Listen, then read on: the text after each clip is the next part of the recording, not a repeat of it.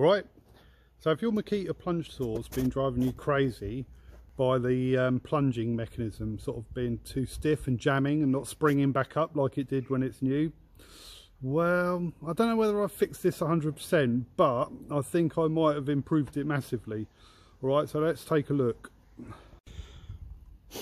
Right, so I've removed the base. That's quite easy. It's got 4 screws in there, and there, which removes the base. Right, so you take the base off.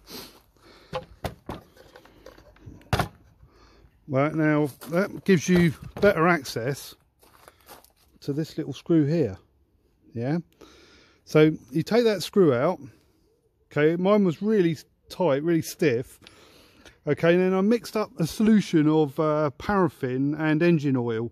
Okay, it was probably about 30% engine oil, nice clean engine oil, and you know, the rest 70% paraffin. So it's nice and thin, a bit like WD-40 really. I mean, you could use WD-40, I would have thought, but I reckon engine oil's got better long-term lubrication quality.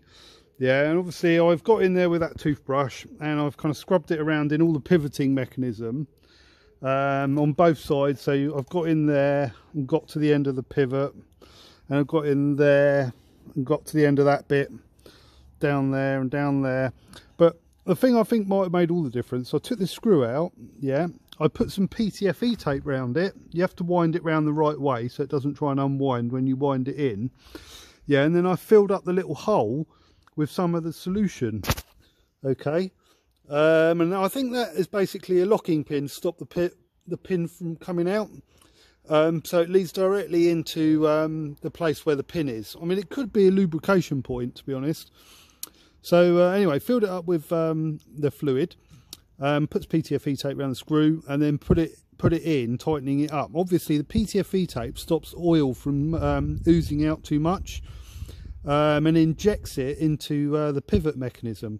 So I found that by kind of like putting it in, tightening it up a little tiny bit, and then sort of rocking it up and down like this, you know, hang on, it's difficult to do this with obviously with the phone, you know, bounce it up and down like that, yeah, and then tighten it up a bit more to inject a bit more of the fluid, and a bit more and a bit more and a bit more, and then obviously repeat that over and over again and spend about half an hour messing around with it. It's much looser. It doesn't spring back up like it should yet, but I'm going to keep persevering with it and hopefully it will. But I mean, obviously I've tried lubricating the sides of it before, and to no avail. And I've got 3 of these rail saws, got 2 mains ones and this cordless one, and all 3 of them have had the same problem. And one of them I've sent back to Makita, and they put a new gearbox housing on it, you know, and then of course it was fine to start with, and then before long you know, it started to seize up again. I do live in Devon, and our weather's quite damp down here at times, and you know, I must admit sometimes it gets caught out in the rain. But that's the nature of our job, isn't it? When you've got to cut worktops outside, every time you get a worktop out, it flipping well rains, doesn't it? Eh? Anyway, thought it might be quite a good little tip for anybody else who's got this problem. Give it a try. Let us know how you get on in the comments. All right.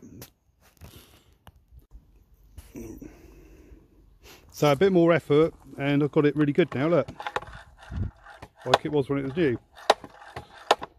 Okay, now what I'm going to do finally is take that little screw out, that one at the bottom there, and I'm going to put a couple of drops of you know, neat oil in there instead of the thin down stuff, and then I'm going to wind it back in again, still with a bit of PTFE tape on it, just so that it squeezes that oil into the pinion, you know, into the pinion or pivot or whatever you call it, and then put it all back together.